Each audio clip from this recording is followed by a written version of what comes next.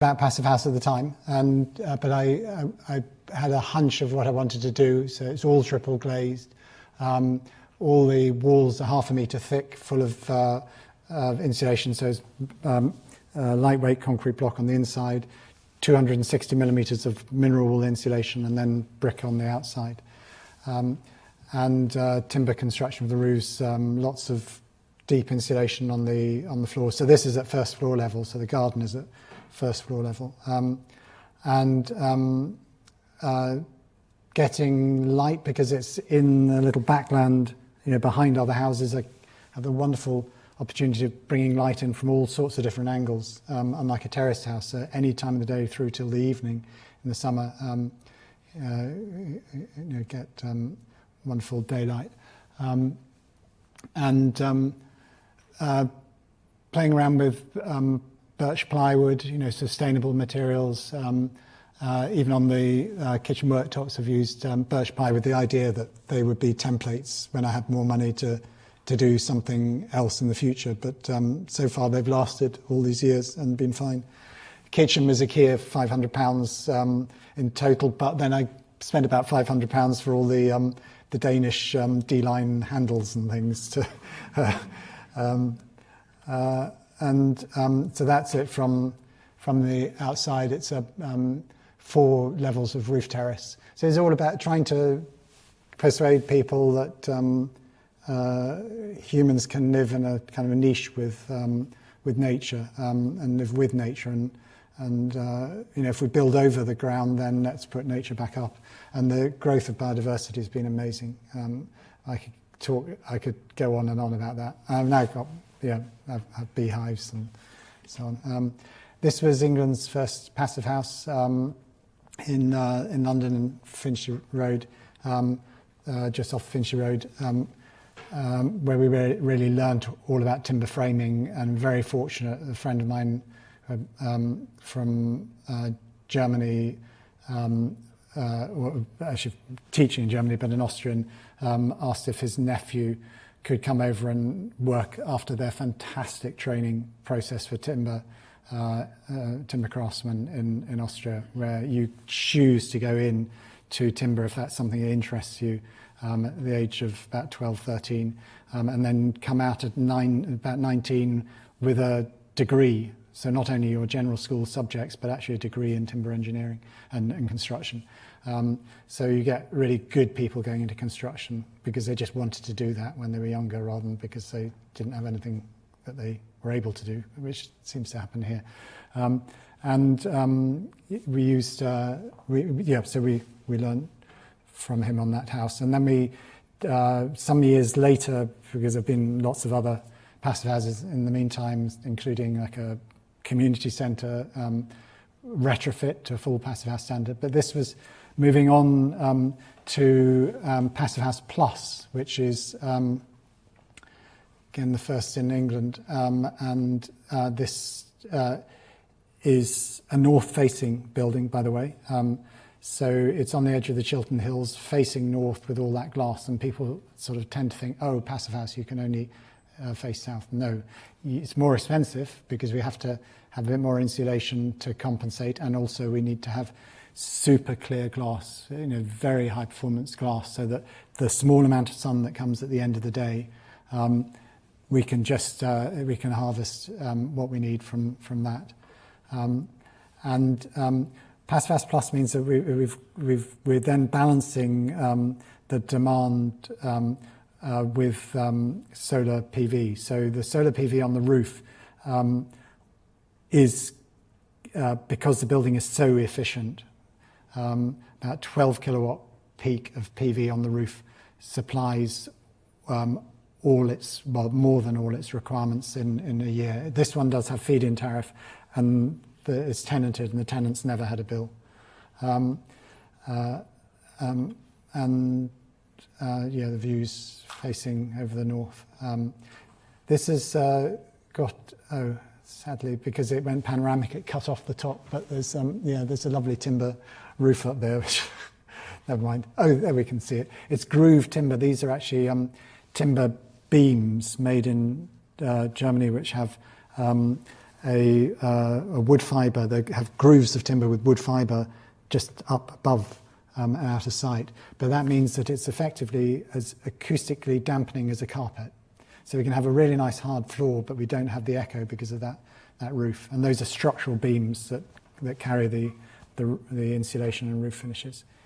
And then this is on that house we had export limits from the national grid, because in this country you have to, if you want to improve the grid, you have to pay for it to be improved for your property, as if it's a benefit to you, whereas it would be a benefit to the country if that last house was able to export all its electricity it produces. This house we didn't have an export limit, and so it exports. We'll show you in a minute a flow diagram, but it's exporting a lot more than it's importing from the grid, and there's no feed-in tariff and there's no bills. So this client, in the first year before they got an electric car, had a credit of about £100 after a year of use, and it's all electric, so there's no gas or anything. It's and I'm just going to, these cupboards on the right, you can just see the electric car in the background that they've got, I can tell you about in a moment. But on the right in these cupboards, we've got that's the plant room for the house. So it's about the size, that machine there, the Pico M4, is about the size of a large refrigerator. It's about 700 mil, so about 70 centimetres wide, about 80 centimetres deep. The bottom, and it's the first kind of unit that's really designed to be only powerful enough for a passive house. So at the bottom where the red is, that's the heat pump, and in there, well, there are two little heat pumps, tiny heat pumps, each smaller than, less powerful than most kettles. So one supplies with less power than a normal kettle, about 1.5 kilowatts. It supplies all the space heating and that the house needs, and another one, about 1.5 kilowatts, supplies all the hot water that the house needs for domestic use. And then the grey part above that is inside there. There's the ventilation unit that creates optimal fresh air throughout. Winter when you want to keep your windows closed, fantastic levels of fresh air. And then I mentioned the PV panels again on, I think it's about 12 kilowatt peak on here. And although this isn't a requirement of Passive House Plus, we wanted to really maximise the use of that energy. So we've got a Tesla battery. In a passive house, it's really good to have about the same amount of storage as peak production. So 12 kilowatt peak roughly production, 12 kilowatt peak, or 12 kilowatt hours storage. And then on the little thing on the right, the smaller Tesla thing, that's the gateway, as they call it. So that's measuring all the flows of energy, which I'll show in the next slide. And it also means that if there's a power cut, that stops the power being put back into the grid, potentially electrocuting someone who's an engineer working on the grid. So this is a safety device that came out a few years ago. So this is an energy flow diagram that we presented the Passive House conference the international conference in Germany last year, and they hadn't seen anything like it, and Wolfgang was very excited. But it's trying to, because it's so difficult to put into words what's actually happening, but this you can see here. I'll just have to be very quick on it, I'm afraid. But it's well, firstly on the grid, the building is giving to the grid 34 kilowatt hours per metre square per annum, and taking from the grid a total of 18. So roughly double is being exported to the grid than is coming in from the grid.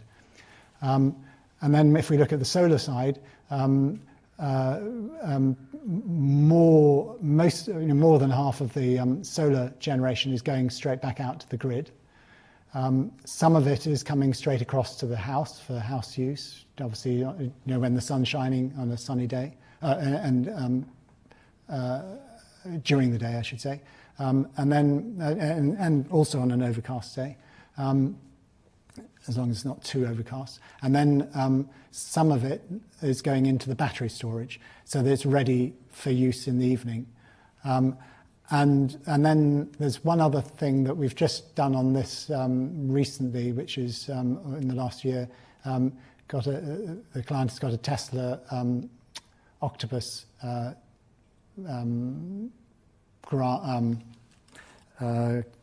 tariff, which means that Tesla really make the money by not Tesla, Octopus really make the money by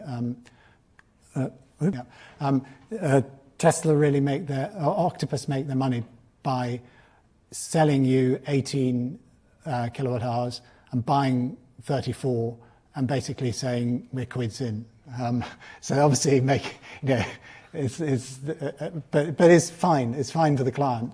It'd be nice if they earned more money than that, but it's fine. Then in the middle of the night, in the winter, there's a bit of energy that comes from the grid when the grid says, hang on, we've got this going virtually for free.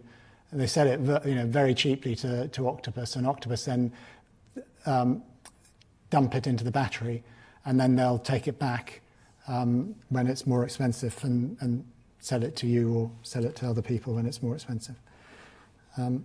And then this is Max Fordham's house. He's an engineer. He was the services engineer who actually was a bit of a mentor for me on my own house in the early days. He told me he'd have to charge me £70,000 if I wanted his full engineering expertise. So it just sort of had the odd conversations.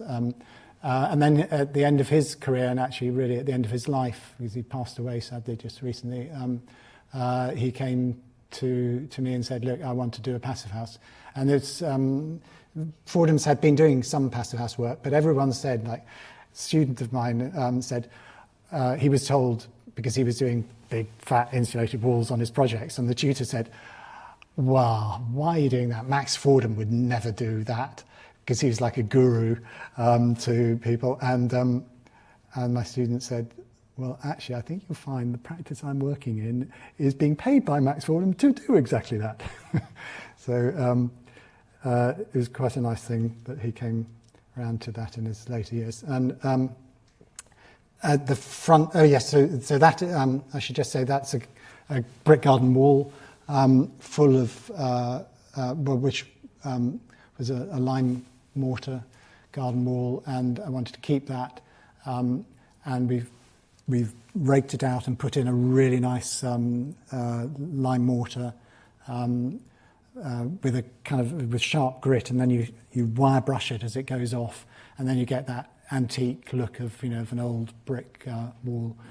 So much nicer than the horrible hard cement, hard plastered kind of finish.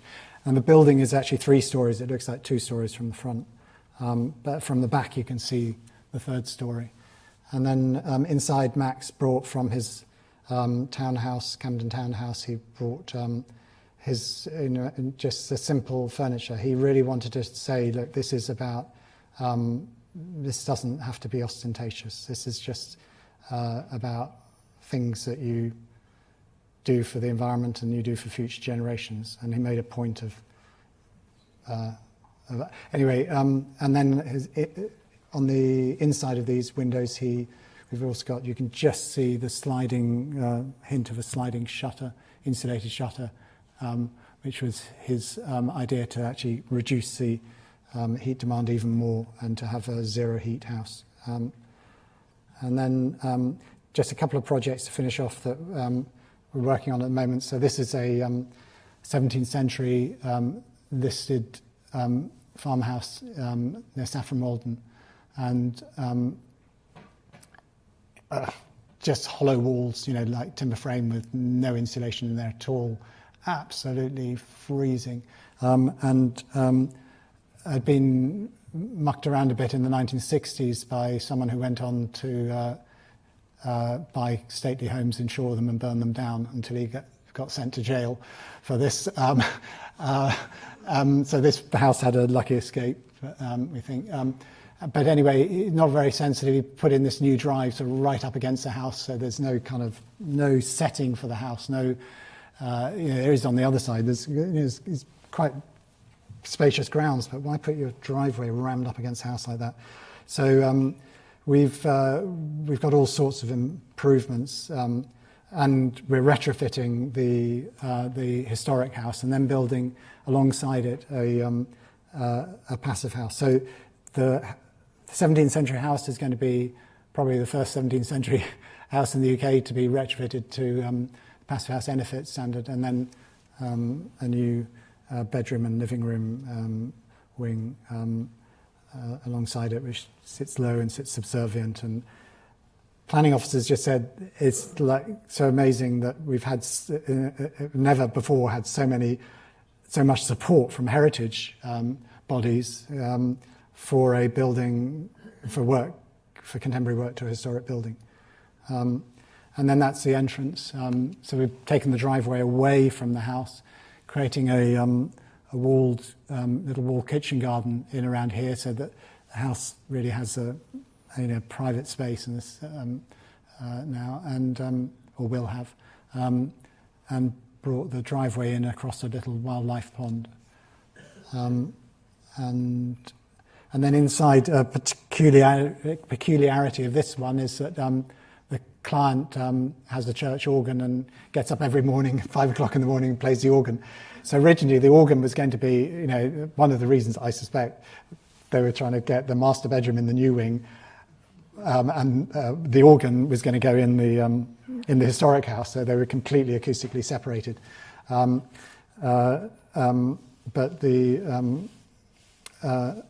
the planners and the historic people wouldn't let us put either a pit for the organ to go down into, because the ceilings are quite low in the farmhouse, or take out a little bit of ceiling. So the organ is in the house here, and well acoustically separated from the bedroom.